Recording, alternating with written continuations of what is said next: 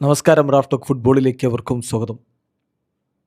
മിറാസോളിനെതിരെയുള്ള കളിയിൽ Carlo Ancelotti കളി കാണാൻ എത്തുമെന്ന് പറഞ്ഞിട്ടും നെയ്മർ ജൂനിയർ വിട്ടുനിന്നു.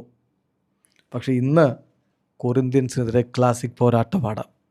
ആ പോരാട്ടത്തിന് വിലാ ബെൽമിറോയിൽ സാന്റോസ് ഇറങ്ങുമ്പോൾ നെയ്മർ ജൂനിയർ കളിക്കാൻ ഇറങ്ങിയിരിക്കും.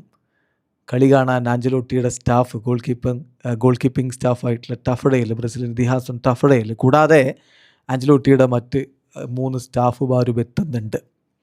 നെയ്മറുടെ കളി വീക്ഷിച്ച് കളി വിലയിരുത്തുകയല്ല, അതിനി ഒരു കാര്യവുമില്ല. പക്ഷേ കാരണം നെയ്മർ എല്ലാം തെളിയിച്ച ഒരാളാണ്. അയാളുടെ കളി ഇനിയിപ്പോൾ നോക്കിയിട്ട് കളി ഉഷാറാണോ നോക്കിയിട്ടല്ല ബ്രസീൽ ടീമിലേക്ക് എടുക്കേണ്ടത്. പക്ഷെ അവർ വരുന്നത് നെയ്മറുടെ ഫിറ്റ്നസ് ലെവലിനെ കുറിച്ച് കൃത്യമായ ധാരണ ലഭിക്കണം.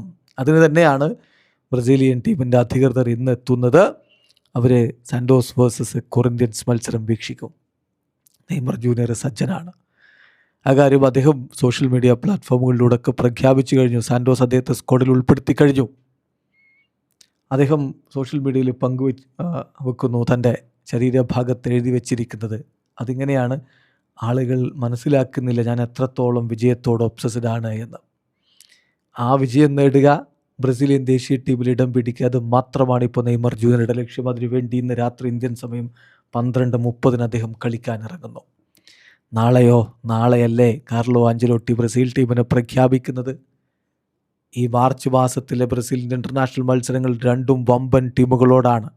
ഒന്ന് ഫ്രാൻസിനോടും ഒന്ന് ക്രൊയേഷ്യയോടും.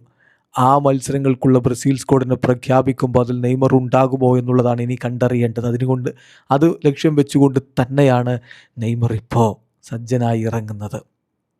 ഇന്നത്തെ മത്സരത്തിലൊരു മാന്ത്രിക പ്രകടനം, പരിക്കിൻ്റെ പ്രശ്നങ്ങളില്ല എന്ന് തെളിയിക്കാൻ പറ്റിയാൽ, താൻ 100% ഫിറ്റാണെന്ന് നെയ്മർക്ക് തെളിയിക്കാൻ പറ്റിയാൽ പിന്നെ സന്ദേഹിക്കേണ്ടതില്ല, കാർലോ ആഞ്ചലോട്ടിയുടെ ലിസ്റ്റിൽ നെയ്മർ ഉണ്ടായിരിക്കും.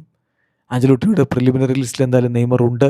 ഫൈനൽ ലിസ്റ്റിൽ ഉണ്ടാകുമോ? കാത്തിരിക്കാം ഇന്നത്തെ പോരാട്ടത്തിനും നാളത്തെ കാർലോ ആഞ്ചലോട്ടിയുടെ ടീം പ്രഖ്യാപനത്തിനും വേണ്ടി. വീഡിയോ അവസാനിക്കുന്നു.